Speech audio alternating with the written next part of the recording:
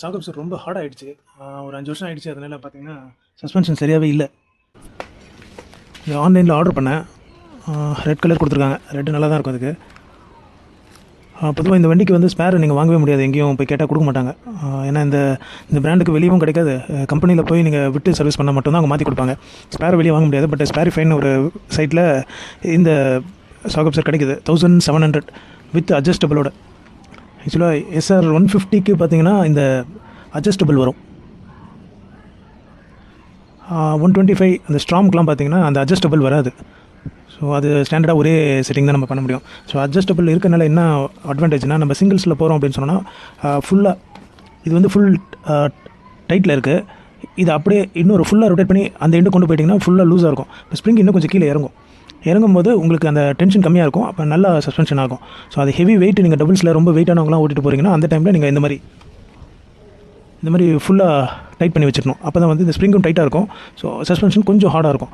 So அந்த ஒரு difference இருக்கும். இந்த அட்ஜஸ்ட்மெண்ட் இருக்கிற சாகப் சார் வாங்கினீங்கன்னா அந்த டிஃப்ரென்ஸ் இருக்கும். அதுக்கும் இதுக்கும் உள்ள வித்தியாசம்.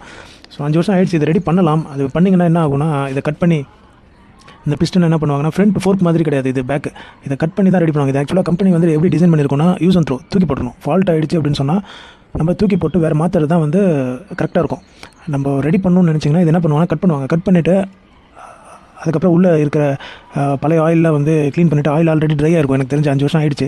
ரொம்ப ட்ரையாக இருக்கும், இல்லை ரொம்ப டார்க் கலரில் இருக்கும். அதை ஃபுல்லாக க்ளீன் பண்ணிவிட்டு அவங்க என்ன பண்ணுவாங்கன்னா, அவங்க ஒரு ஆயில் ஊற்றுவாங்க. அதுவும் மட்டமான ஆயில் தான் ஊற்றுவாங்க. ஸோ நீங்கள் சர்வீஸில் கொண்டு போய் நீங்கள் கொடுத்தீங்கன்னா, ஸோ அதுக்கு அந்த மட்டமான ஆயில் வாங்கி ஊற்றி அது ஒரு 6 மாதம் ஓடும், இல்லை ஒரு வருஷத்தில் திரும்ப பிரச்சனை வரும். ஸோ அதுக்காக மாற்றிடுறது நல்லது. மாற்றிட்டிங்கன்னா மறுபடியும் ஒரு 5 வருஷம் ஒர்க் ஆகும்.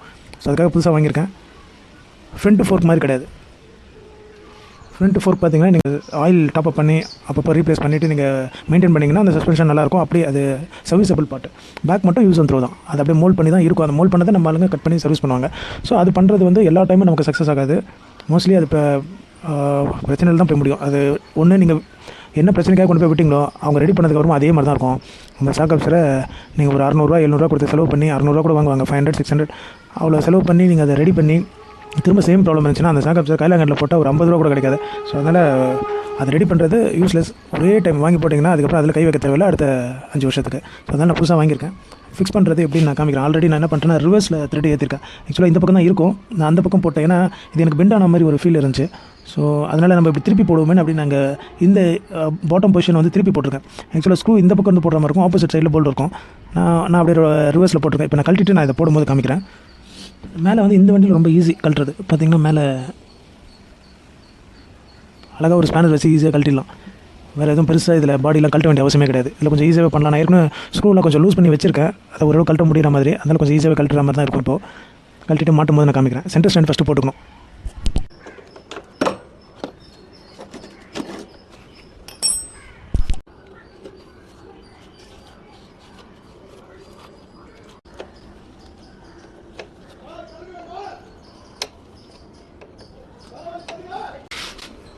எப்பவுமே டென்ஷன் மேலேயும் இழுத்துட்ருக்கோம், கீழேயும் இழுத்துட்ருக்கோம். அந்த டைமில் இந்த ஸ்க்ரூ கழட்டும் போது கொஞ்சம் கஷ்டமாக இருக்கும். கொஞ்சம் அழுத்தினீங்கன்னா ஃப்ரீ ஆகும். அந்த டைமில் இப்படி எடுத்துடலாம்.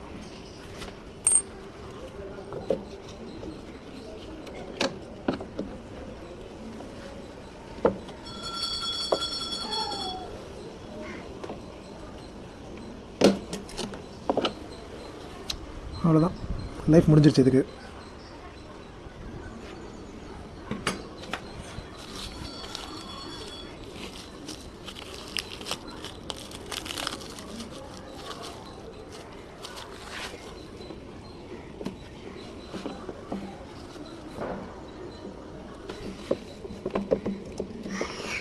ஃபிக்ஸ் பண்ணியாச்சு.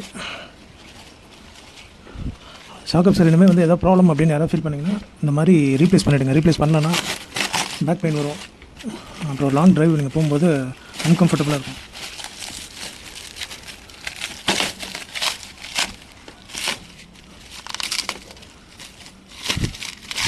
இது நம்ம மெக்கானிக் யாராவது மாட்டியிருந்தாங்கன்னு வச்சுக்கோங்க, பெயிண்டெல்லாம் போயிருக்கும். ஆக்சுவலாக புதுசு வந்து பெயிண்ட் போகாமல் மாட்டுறது தான் திறமை. பட் மெக்கானிக் மாட்டினாங்கன்னா கண்டிப்பாக பெயிண்ட் போகும். வண்டியோட ஒரிஜினல் ஃபிட்டிங் புது வண்டியாக வரும்போது அது பார்த்து ஃபிக்ஸ் பண்ணுவாங்க. பட் சர்வீஸ் சென்டரில் நீங்கள் விடும்போது பார்த்திங்கன்னா இந்த மாதிரி பார்த்துலாம் பண்ண மாட்டாங்க. எந்தளவு ஃபாஸ்ட்டாக பண்ணணுமோ அந்தளவு ஃபாஸ்ட்டாக பண்ணி டேமேஜ் பண்ணி மாட்டி விட்ருவாங்க. சரி, இதோட எக்ஸ்பீரியன்ஸ் எப்படி இருக்குன்ட்டு ஓட்டி பார்த்தா தான் தெரியும். ஓட்டி பார்த்துட்டு நான் சொல்கிறேன்.